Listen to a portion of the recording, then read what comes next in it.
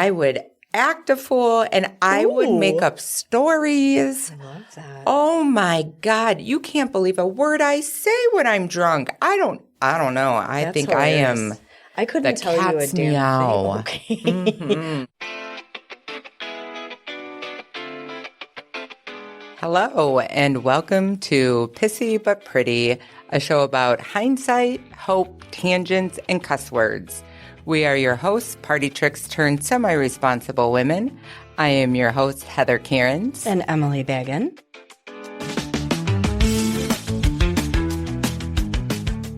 Pissy But Pretty, episode 69. Oh no. Oops, we met episode 7. Dinner for two and a Terrible view. We're not can you imagine if we have 69 episodes? People I'm going to celebrate. I'm going to dress up for that. I don't think people like us that much.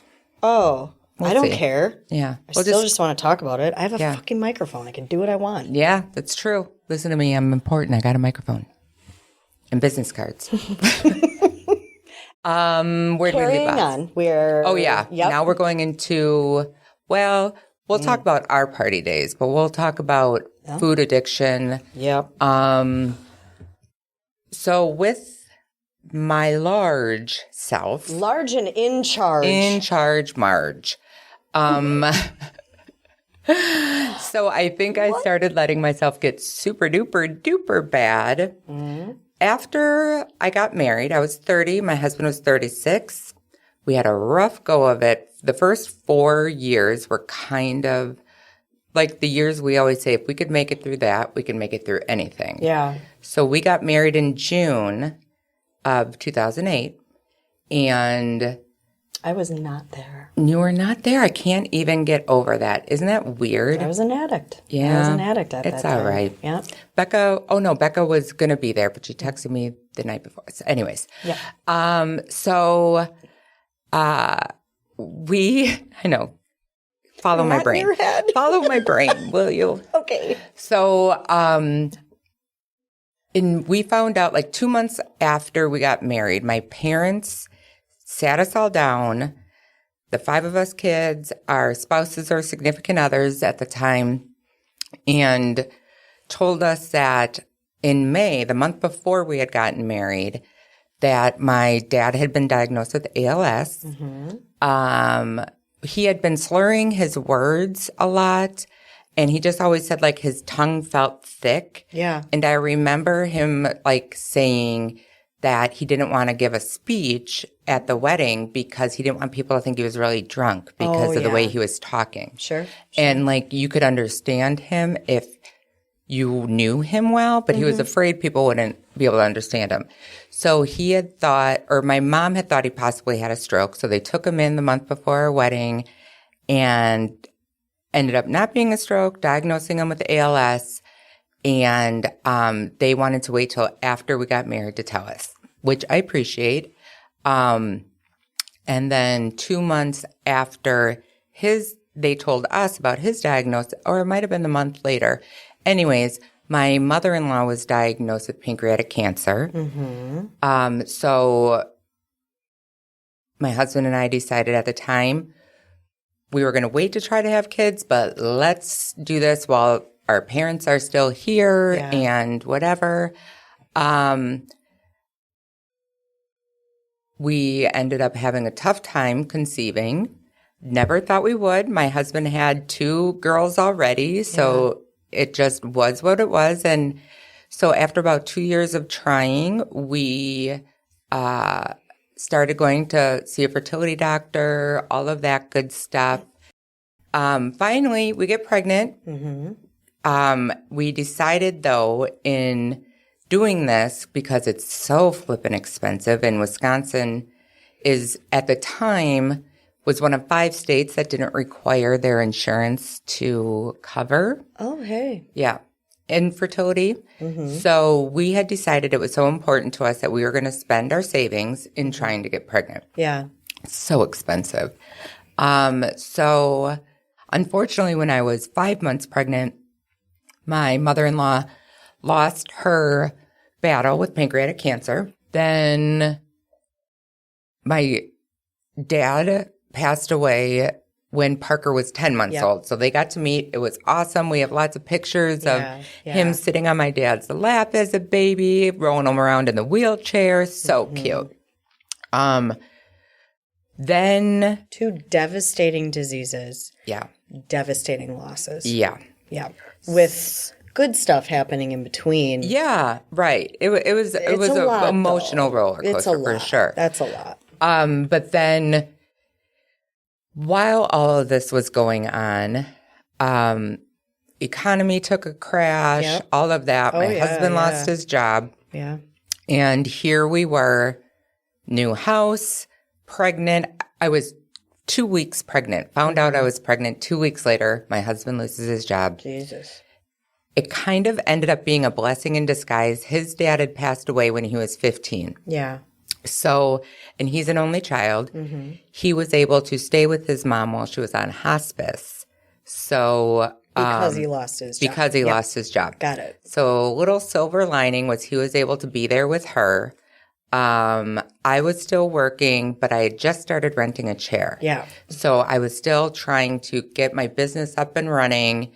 And unfortunately, we ended up losing our home, going on food stamps. I mean, as I'm pregnant, as all of this is happening, actually, I think we ended up losing our home after Parker was born because it takes a while for them to take it from you. Yeah. But, you know, had we known Digger was going to lose his job, would we have spent our savings on fertility treatments? Heck no. But we also wouldn't have our son. Exactly.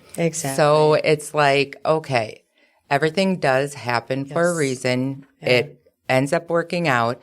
But I think in all of that, the constant disappointment, the loss of my dad, the loss of my mother-in-law, the loss of money, the loss of our home, the eating became unreal. The drinking became unreal. Yeah. We would find comfort in just like we had this road together. Yeah. But we also like found comfort in food. He got bigger than ever. Yeah. He was drinking more than ever. He also is a very social person. Yeah, he is. And together we would go out and be like, have a couple drinks. Yeah. And then we never wanted to go home. Right. We loved a good party. Yeah. So, even if it wasn't that good of a party. Yeah. You guys partied like it was. Yeah. We made it good. Yeah. Yeah. So then, and I remember like being like, oh, I'm going to go on a diet. And then I could really go for some ice cream. Yeah. He'd be like, oh, where do you want? I'll go get it. Right. And that's such a catch-22 for a man, right? Like, you're not supposed to let me have ice cream. Right. But if you were to deny me, too. What are you saying? I'm fat? Yeah, right?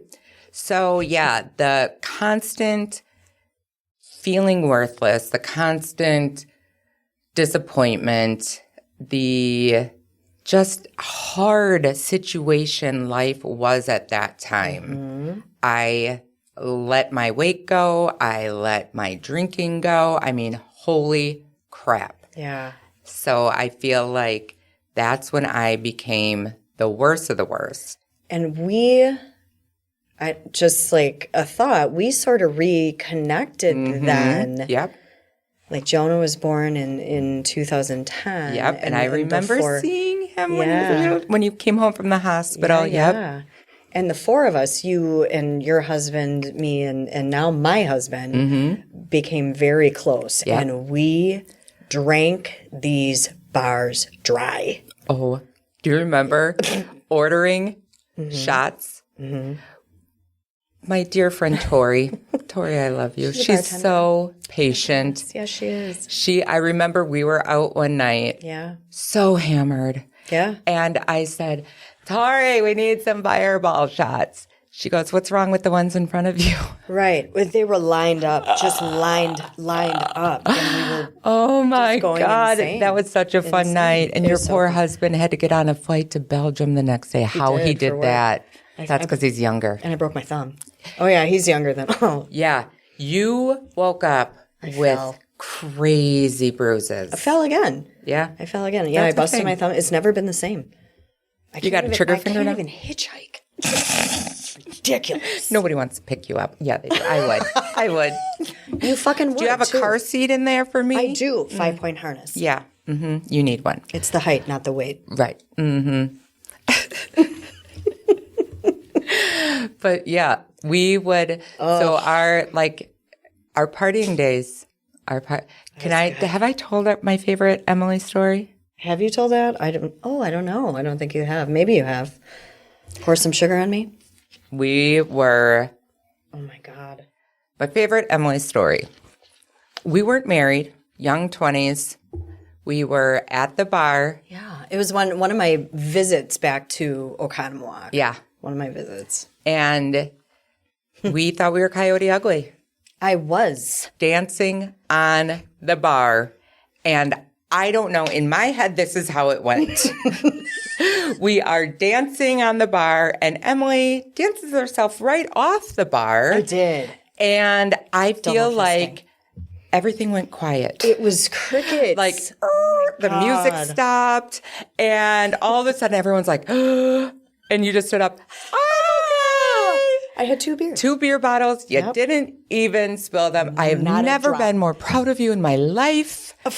And It was a long way for me to fall. oh my gosh. It was the bar, and we were doing Def Leppard, Pour Some Sugar on Me, and I'm just like, shoop. I landed on my knees. Somebody tried to touch my armpits and pick me up, and it was so face, sweaty. like it wasn't me. my face. No, I had to protect my beard. Oh my God. I did it. It was amazing. And I looked at Rebecca, and I'm like, I'm fucking mortified. She's like, and that was it. And we were on with our day. That was just Emily. That was just Emily. Yeah. Yeah, I fell down a lot. Yeah, but at least you didn't break your moneymaker. When I would fall, I remembered I had hands to catch my fall. I was just You were timber. Timber. Right. Yeah, fell right going out the bar once, had road rash all over my face. Busted teeth. Busted my teeth up, had to get... You looked like Lloyd Christmas. Oh, my God. At least I didn't lose any, but I did have to get a crown. Yeah. I had a bunch of cracks in my teeth. Oh, God. Yeah. Why didn't I remember? Black eyes. Bleeding, bloody. I remember the pictures you used to send me, like the next day. And I'd be like, when the hell did that happen? But we never stopped drinking. Yeah. At least I never did. And it just, the party kept going. And I know we would separate, and I think we would still keep partying. And we would get those pictures of busted hands, broken bones, bruises that we didn't know where they came from. Oh, God, no. I remember finding pictures in my phone the next day, and we were having so much fun. So much fun. Until the next day, and anxiety set in. 4-day hangovers, the stress, and the what did I do? Attacks. What did I say? Yep. You know how they say the truth comes out when you're drunk? Sure. For me, that might have been true up until a point. Yeah. But then I would make shit up. I would act a fool, and I would make up stories. I love that. Oh my God. You can't believe a word I say when I'm drunk. I don't know. I think hilarious. I am. I couldn't tell you a damn meow. thing. Okay. I thought it was very funny. I thought it was really funny. But I always forgot that I was with someone, my friends. I would forget that I was in a relationship. I think that was sort of, that was a huge pattern for me. Oh, Sex God. was an addiction as well, because I felt so in control. Yes. When I did what I wanted with my body. So Yes. it was, I was not a good, faithful person back when I was drinking. I was a mess. I was a mess. Well, and Digger would always say, my husband, if I haven't said that before, Kevin. he would always say I would get so flirty when I was drunk. Yeah. And I think because that was always just the old me seeking for attention from anyone or everyone that would give it to me. Right. So, yeah, I could be so disrespectful. And we would be so mean to our poor husbands. Yes. It got to the point where Rick, my husband, would know exactly what I was going to say, what I was going to start accusing him of on the ride home. You know, because that's what drunks are. Yeah. I mean, addicts, I suppose, to an extent, and I mean this with the utmost respect, are a little pathetic. They're a little woe is me. It's always somebody else's fault. Yeah, there's some shit going on, and you've got to blame. I can't I can't look inside myself and face what's going on because that motherfucker is ugly. And I'm going to blame you, and it's going to be you. It's going to be my friends. I'm going to it's going to be project her it friend. onto It's going to be you. everybody. It was everybody else's fault that I was a mess. It was horrible. It was horrible. Yep. You have to take that accountability. And I think that is the reason why that cycle for both of us lasted so much longer. You've got to face it head on, and you got to beat the shit out of it. And I don't like that, Heather. I don't like the things I used to do. It's embarrassing. It's gross. It's mean. It's literally like I think now, I mean, and Digger will even say this. For me, having sex was a drunk thing. Oh, of course. Like I never had sex sober. I had know. never once in my life, until I was pregnant with my child at 30 years old, had I ever had sex sober. Yeah. I could probably, I think there are 2 men, one of which being my husband, that I have had sex with sober. And that's crazy sad. Because we've got sexual problems. I mean, back in the day. You were raped. This was horrific. This was horrible. I was molested. It was something violating and awful with something that's supposed to be so wonderful and natural. So I didn't know how even. Right. Well, and my relationship with men has always been horrible. Like my just very popular. Yeah, right. Like I just feel like it started, for instance, when I was like freshman or sophomore, I remember this guy asking me out, and he was like a big baseball stud. My dad was really into baseball. So when I told him that this senior had asked me out, my dad was so excited because this big baseball star had asked me out. And he's like, you want to come over to my parents' house and we'll watch a movie? And I'm like, yep, anything but a scary movie. Dude rented Hand That Rocks the Cradle, probably from the Blockbuster. Family Dollar. No, Family Video. Family Video. And I've never seen that. I don't know. Is it scary? Hand That Rocks the Cradle? You've never seen no. it? Rebecca De Mornay? No. Oh my God, it's so good. Okay. So good. You got to see it. Scary. But yeah, scary. And I remember we're in his parents' basement and we're like having a makeout sesh. And I'm like straight out of St. Paul's. Yeah. And I'm like straight out of St. Paul's, and he tries going up my shirt. I stop him, and he immediately turns off the TV and is like, I'm taking you home now. Oopsies. And that was that. And then I remember going to a school dance with a friend of mine. Him and I went to St. Paul's together, and he ditched me at the dance. We were on a double date with my friend and her boyfriend. Ditched me at the dance for a girl that he liked, which fine. I wasn't interested in him. He was interested in this other girl. Yeah. But you ditched me. Right. So we tried ditching him, leaving the dance and walking to my friend's house to go hang out. Well, he comes running out. He's like, Heather, you can't leave me. Our moms would be so mad. So he comes back to my friend's house. And then he tries making out with me and stuff, like right after that. I don't know if he thought he was going to get busy. Right. But like, you couldn't give me any attention at the dance in public. And now that we're not there, like, gross. And then, that's hilarious. I was the yes girl. And I thought it was empowering. I thought this is my choice. So I never said no. Oh my gosh. Never said no. And I thought it was the shit, and I thought that made me so powerful to be in control of my sexuality with people. So, obviously I never said no. It was disgusting. I preferred the one-night stands to be men that were married. There's the shower, there's the towel, get out of my house. When in reality it is the exact opposite. Yeah. You are a doormat. Ugh. Yeah. I was a doormat. And I just feel like, I always just thought you were wanting something from me. I was like seeing a guy my senior year of high school. He tried to have sex with me. I wouldn't have sex with him. And then he didn't want to talk to me anymore either. And I went up to college and I remember this guy, this was really dumb. Girls don't do this. At a house party, this guy I didn't know offers to walk me home. He was like friends of friends. Sure. He walked me back to the dorm, and the next day we had sex. Okay. He had told everyone that we had had sex. And I was like, well, that didn't happen because I'm still a virgin. Yeah. And I remember putting him in his place at another house party. I went up to him to respectfully, like, can I talk to you outside? Pull him outside. And I'm like, what are you telling people? Why are you telling people that? You know that didn't happen. You're that girl. Oh, I was You're gonna. like a sitcom show. Oh my There's always God. Like Punky Brewster dating a man or dating a boy, and he told a I rumor. want to be punky. No, you don't. But I was Soleil like, Moon what do Frye? you, yeah. Okay. She was so cool. Yeah. But I was like, what are you doing? Like, Yeah. you know that didn't happen. And he tried to punk me, actually, by walking in. And because he was like, I'm really sorry. I don't know why I said that. But then as we're walking in, he starts like yelling at me. What I didn't know was like my close guy friends were like watching out the window. And they were like, oh, no. Don't you come in here acting a fool when Heather just had you making snow angels outside.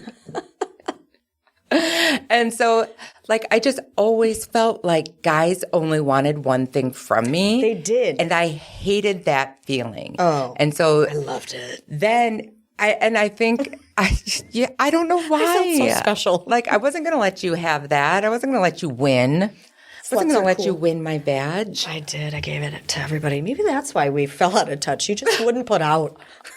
Well, if you would have asked, all you got to do is ask. No, I never did. But yeah, like I just, so I think when I got drunk then I was like, well, maybe this guy, if I finally give them what I know they want, Right. maybe this will work. And it was Vicious always like, cycle. ugh, hurry up and get dressed and let me go home. Oh, I was the best at it. Oh, God. I would be At like, least I think I was. Really, no. but it was like something about the sober sex. It would turn you into an acrobat and like. Drunk sex? Drunk sex. Oh, yeah. Did I say sober sex? You said sober sex. Oh, I'm sorry. Drunk sex. Drunk sex made me like. You were flexible. You were nimble. You Didn't had care stamina, what was sagging where, what was like. just sweating on them. Yeah. It didn't matter. Let me spit in your mouth. All right. But then don't you think, like, sometimes I think now, I was black out. What? Sorry, I don't know. I said, let me spit in your mouth. Oh, did you? I didn't even realize. Yeah. Sorry. Sorry about that. Shit got Spit weird. in your mouth. Ew. It's drunk sex. We do whatever. Okay. There's so many holes. Anyways. Where's my ear sticky? Huh. Whoops. But I just like, now when I think about it. Hi. Sure. Was it a Is that your throuple moment? girlfriend? Oh, okay. Girl on girl. Mm-hmm. But don't you wonder, like, I think of like blackout Heather. Yeah. How is that? Like, why would you want to have sex with that girl? Like, I mean, it was gross. I would probably like insane to me. vomit off the side of the Ew. bed. You weren't a puker, were you? I was Usually the next morning is when I would. But like, I think about like. Yeah, but we don't know how we were when we were blackout drunk. This is something that I had to get square with. Mm-hmm. With my therapist, it was something my husband now had to kind of get square with. I will never remember that. Yeah. I don't know who Blackout Emily was. I don't know. And I did it every single time. Yeah. So you might have been a star. I have a feeling I was more like You were missionary. a porn star. Oh. I don't know. Thinking about the ceiling? Like, I mean, I can't imagine if I could barely walk.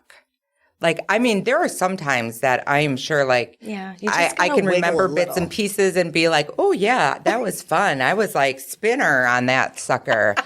But then there are some Circus times where it sex. was circus sex. But then there are some times where it's like, I couldn't have been that great. Like, why were you not turned off by me? I don't know. I mean, I'm not saying that I said doubt- no at all. Right. No. I probably wasn't talking much at all. That doubt was I probably never pissed in your my bed. brain. You peed? Well, Are I'm you a sure. peer? A tinkler? Dude, my bladder's very weak. And especially once you break the seal. You just tell him you're a squirter. Oh. And you're welcome. That just made him feel so good about himself. Yeah, I'm sure. He's like, oh, yeah. Oh, my God. Things are damp. You're welcome. Things are damp. You are welcome for my low, low standards. What's your name again? Like it matters. Bye-bye. Nice to meet you. Thanks for the ride. In both ways. Boop, boop. The ride home and, the ride.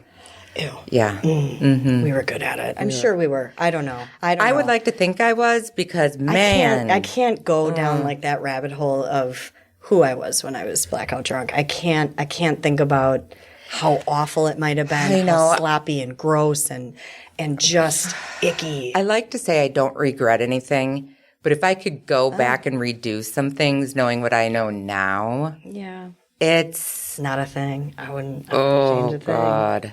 Nope. I don't know. Nope. I don't know. I definitely don't think I would allow myself to feel so worthless. You know? Sure. Yeah. But you are who you are today because you were worthless. That's true. That's Because true. you felt you were worthless. And Yeah. that is the point and purpose of giving us microphones, is that redemption. Oh. Yeah, it doesn't have to define who you are for the rest of your life, for sure. No. Yep. I forgot to put my necklace on. Or, sorry, they have to stare at my non-necklace. I had a pearl necklace. I just found out what that means. No, I know what it means, but not... Okay. Multiple. All right. Thanks for tuning in. We'll see you next time. Bye-bye. Thanks for letting us tickle your ear hole and not turning us off after the first 30 seconds. Don't forget to subscribe and join our email list to get in on the action.